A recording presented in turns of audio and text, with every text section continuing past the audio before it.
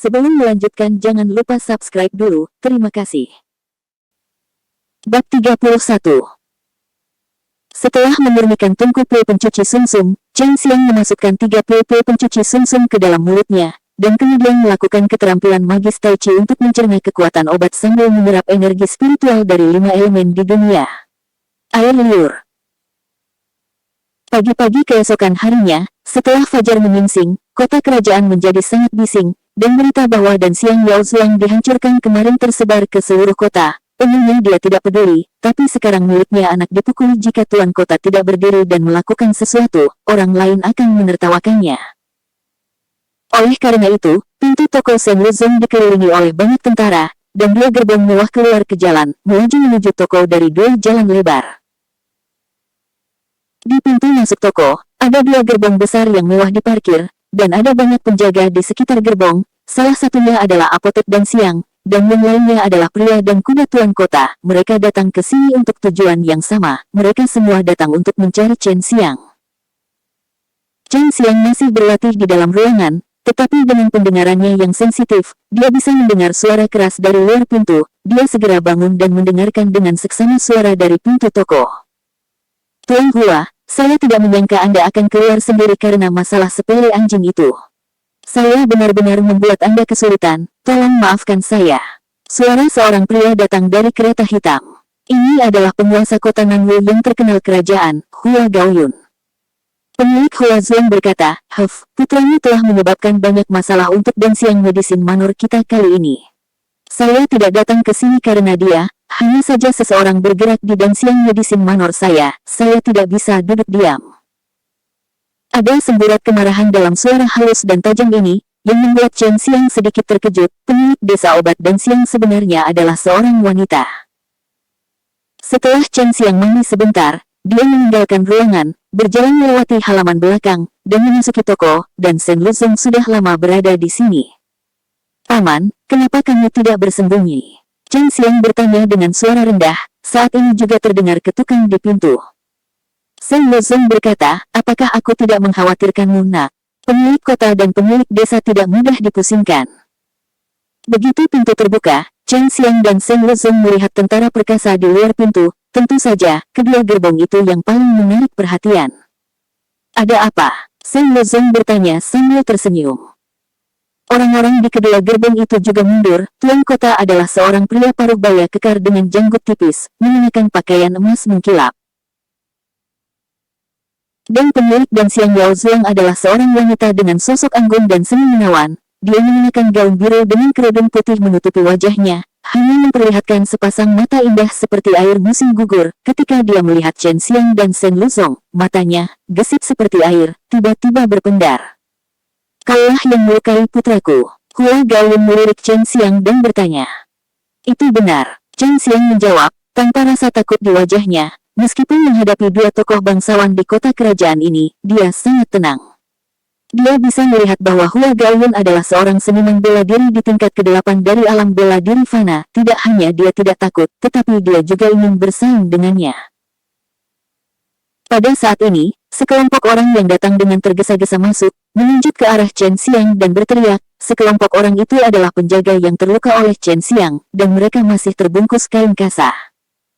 Tuan, orang ini masuk ke Dan Xiang Medicine Manor kami dan melukai kami dan manajernya. Seorang penjaga memamerkan giginya dan berkata. Hua Gaoyun tersenyum dingin, lalu menatap pemilik villa, dan berkata, sekarang aku yakin itu dia, pemilik Hua, apa yang ingin kamu lakukan dengannya? Kata-kata berikutnya dari pemilik Hua Zuan mengejutkan semua orang. Mereka yang berpartisipasi dalam penghancuran toko ini semuanya dikeluarkan dari Dan Xiang Medicine Manor. Meskipun tuan muda ini menyebabkan masalah di Dan Xiang Medicine Manor, itu karena kesalahan Dan Xiang Medicine Manor kami, jadi kami tidak ada di sini. Penuntutan. Hua Yueyun dengan ini meminta maaf kepada tuan muda, dan kehilangan tuan muda akan dikompensasi oleh apotek Dan Xiang. Pemilik apotek Dan Xiang sebenarnya meminta maaf kepada seseorang. Tidak hanya Hua Gaoyun yang terpana, tetapi Chen Xiang dan Shen Luzong juga bingung. Tetapi pada saat ini mereka memiliki kesan yang baik tentang pemiliknya, seperti yang dikatakan Sumi Yao, pemilik desa obat Dan Xiang adalah orang yang dapat membedakan yang benar dari yang salah. Meskipun Tuan Hua melepaskanmu, Aku tidak akan membiarkanmu pergi. Tangkap dia. Orang ini menyebabkan masalah di kota kerajaan dan melukai banyak orang. Dia harus ditangani dengan kejam. Hua Gaoyun tidak seperti wanita sangat mudah untuk ambil dengan lembut. Hua Yuyun sedikit menghela nafas. Tuan Hua, dua orang di depan Anda adalah alkemis. Apakah Anda benar-benar ingin menjadi musuh alkemis? Hua Gaoyun tercengang, begitu pula para penjaga dan tentara. Tua dan muda di depan saya sebenarnya adalah alkemis. Anda harus tahu bahwa identitas alkemis sangat mulia, terutama alkemis tua itu. Mereka semua harus tinggal di keluarga yang kuat itu dan memanjakan mereka. Bagaimana mereka bisa muncul di sini? Berpakaian begitu buruk.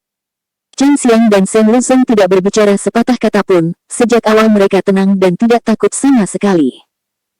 Shen Luzong berkata, Tuan Hua, toko ini dibeli oleh lelaki tua itu bertahun-tahun yang lalu. Putramu ingin membelinya dariku, tetapi aku tidak menjualnya. Dia membawa orang untuk menghancurkannya saat aku pergi. Jika kamu jangan percaya padaku, kamu bisa masuk dan melihat. Orang tua, kamu harus menjadi penguasa pavilion Lindang di Crouching Tiger City. Tuan muda yang menyamar ini pasti jenius terkenal dari keluarga Shen Xiang, tetapi Chen Xiang tidak tergerak olehnya, yang membuat Hua Yuyun meludah secara diam-diam. Bukankah bakat aneh dari keluarga Shen adalah Chen Xiang yang sama yang mengalahkan kejeniusan keluarga Yao dan para tetua keluarga Yao sampai habis, dan terkenal di seluruh kerajaan Nangwu? Dia benar-benar datang ke Wangcheng, dan dia masih bersama penguasa Pavilion Pu Roh jauh sebelumnya. Semua orang tahu bahwa Pavilion Pu penguasa roh dianggap sebagai taruhan dan kalah dari keluarga Shen. Sekarang orang tua ini bukan Master Pavilion, tapi pelayan tua anak laki-laki ini. Shen Luzong tertawa. Rahang yang menyanyi kaget.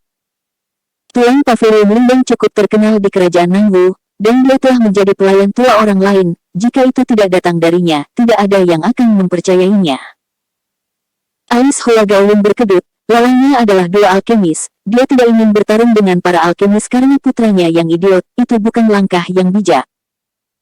Chen Xiang memandang Hua Gaoyun, dan berkata dengan suara dingin, Tuan Hua, putra Anda telah memindahkan properti keluarga Shen kami. Jika itu orang lain, saya pasti akan membunuhnya. Anda harus tahu bahwa properti keluarga terancam, itu adalah serius.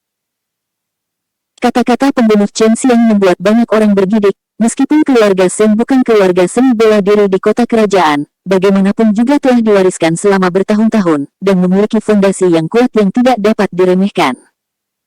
Hua Gaoyun mengerutkan kening, wajahnya penuh amarah, tetapi dia tidak bisa membiarkannya keluar. Dia benar-benar harus mempertimbangkan konsekuensi melawan keluarga Shen. Meskipun dia memiliki hubungan yang baik dengan keluarga Yao, itu hanya sebuah hubungan bunga.